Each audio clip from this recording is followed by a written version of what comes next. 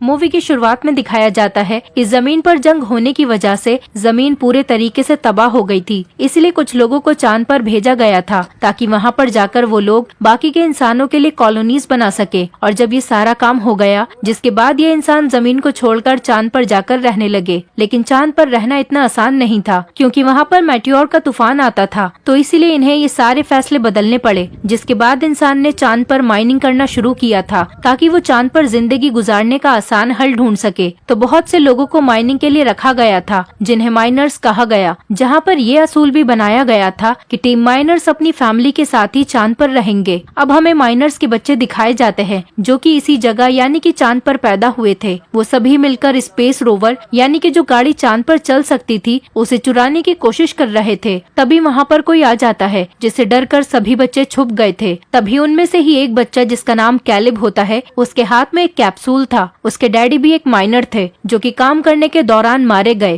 Caleb को 3 दिन बाद ओमेगा पर भेजने का फैसला किया जाता है, जहाँ पर उसे किसी दूसरी फैमिली को गोद दे दिया जाएगा, जहाँ पर जिंदगी हर तरह से खुशहाल है। लोग बहुत मजे से जिंदगी गुजारते हैं। यहीं पर हमें ये बताया जाता है कि चांद पर से ओमेगा पर जाने के लिए तकरीबन 75 साल लगते हैं, जिसके दौरान सफर करने वाला इंसान क्रायो स्लीप एक चैम्बर में रहता है, जिससे उस इंसान की उम्र नहीं बढ़ती। जब वो चांद से ओमेगा पर पहुंचता है तो वो उतने ही साल का होता है। कैलिब इस बात को जानता था कि उसे ओमेगा तक जाने में 75 साल लगेंगे, लेकिन कैलिब यहाँ से नहीं जाना चाहता था। वो जानता था कि वो फिर कभी अपने दोस्तों से नहीं मिल पाएगा। उसे एक लेडी बताती है कि अगले दिन मेटियोर का तूफान शुरू होने वाला है, जिसके बाद तुम्हें ओमेगा के लिए रवाना होना होगा। कैलिब को अपने डैड की बहुत ज्यादा याद आ रही थी। वो याद करता है कि वो कैसे वो बहुत ऊंचाई पर जाकर यहाँ के बेस में अपने डैड के साथ जाकर बैठा करता था। उसे याद आता है कि उसके डैड ने उसे बताया था कि चांद के उस पार कोई खतरनाक चीज आकर टकराई, जिससे वहाँ पर एक क्रेटर, एक गड्ढा बन गया। तुम एक बार उस जगह जाकर लाजमी देखना। मगर चांद के उस पार किसी भी इंसान को जाना मना था, और जिस कैप्सूल को हमने कैलिब के हाथ में देखा वो उसे एक गार्ड ने दिया था। वो उसे उसकी डैड की राख में से मिला था। जब कैलिब बैठा हुआ ये सब कुछ सोच रहा था तो उसके पास उसके तीनों दोस्त आते हैं जो उसके जाने की वजह से बहुत दुखी थे। उनमें से एक दोस्त, जिसका नाम डायलन होता है, वो कैलिब के डैड की आखिरी ख्वाहिश को जानता था जो क्रेटर के पास जाने की थी।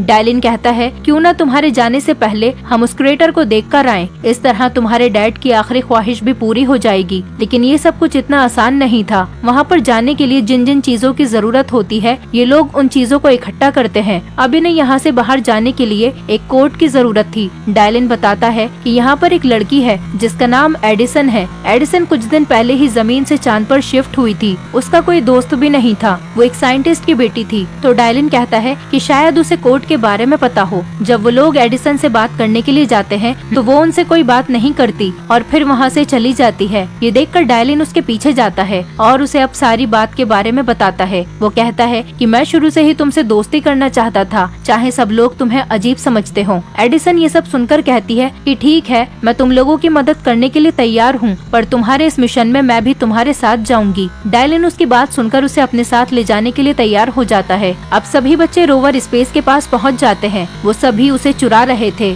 कैलिब उस अलार्म के तार को पहले ही खींच देता है ताकि उसका अलार्म न बज पाए। फिर वो एडिसन के बताया हुआ कोड डालता है, जिससे कि दरवाजा खुल गया था। ये सभी अब जाने के लिए तैयार थे और रोवर को चलाने की जिम्मेदारी डायलन पर थी, क्योंकि इन सब में एक वही था जिसको ड्राइविंग आती थी। ये सब वहाँ से निकल जाते हैं। इन्होंने पहली बार चांद की सतह को देखा था। सभी बहुत ज्यादा खुश थे, लेकिन इन सभी को मेटियोर के तूफान आने से पहले ही वापस आना था, क्योंकि जब मेटियोर की बारिश होती है तो बेस में लॉकडाउन कर दिया जाता है। सफर के दौरान सभी अपने अपने बारे में बताने लगते हैं। कैलिब बताता है कि मेरे डैड ने मुझे बताया था कि कैसे लोगों को चांद पर भेजा गया और फिर उनसे माइनिंग करवाई गई, मगर चांद पर रहकर माइनिंग करने के काम को कोई भी इंसान लगातार नहीं कर पाया था, क्योंकि अगर वो इंसान काम के दौरान मर जाए तो उसके बेटे या उसकी फैमिली के किसी भी इंसान को वो काम पूरा करना होगा। बस इसके लिए शर्त ये होती है कि उस इंसान के बेटे की उम्र 18 साल होनी चाहिए। अगर वो इससे कम उम्र का होगा तो ऐसे ही उसे किसी और फैमिली को गोद दे दिया जाएगा जो ओमेगा प्लैनेट पर रहते होंगे। अब जिन्होंने चांद पर भेजा था वो तो हंसी खुशी अपनी जिंदगी ओमेगा पर जाकर गुजारने लगे थे।